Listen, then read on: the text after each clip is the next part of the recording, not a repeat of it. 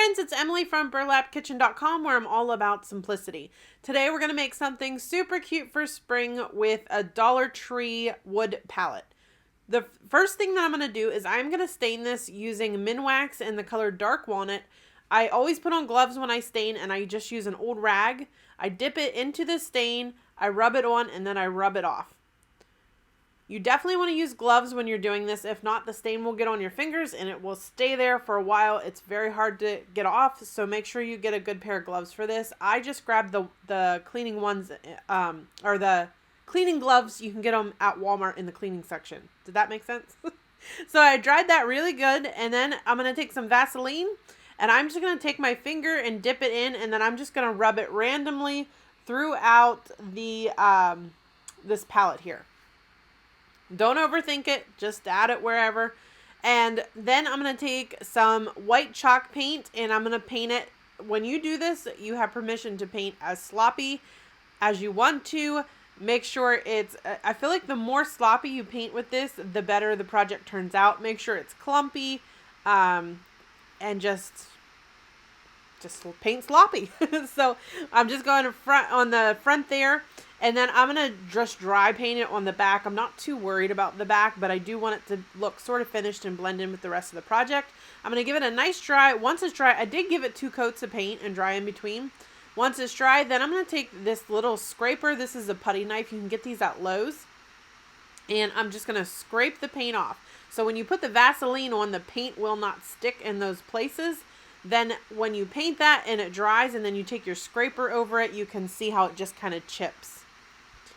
Now I'm going to take a piece of burlap, some orange burlap here, and I'm just going to cut a simple triangle out. Don't overthink the triangle either. I tend to overthink things, and you can't sometimes with stuff like this. So just cut out a real simple triangle. Then I'm going to take some greenery. Anytime you see greenery on sale at any craft store, grab it and keep it in your craft stash because it's great to cut up and use for different projects like this.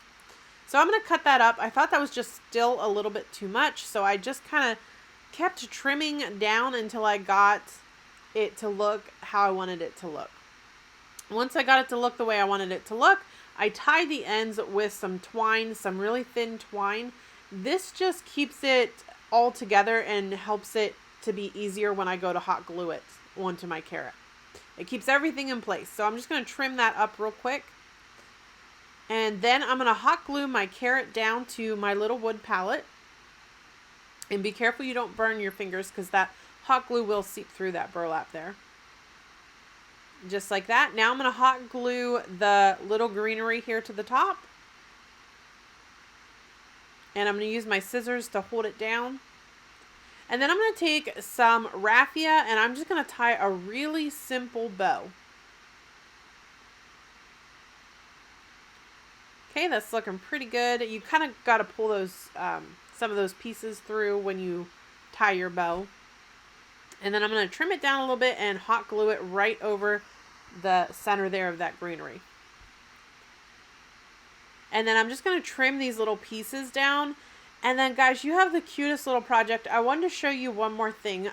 Once I get these trimmed down, I want to show you, you can take like a rusty piece of wire and put it on the back there. You could staple that to the back.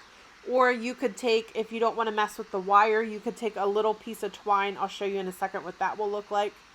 And glue it to the back if you want to hang it.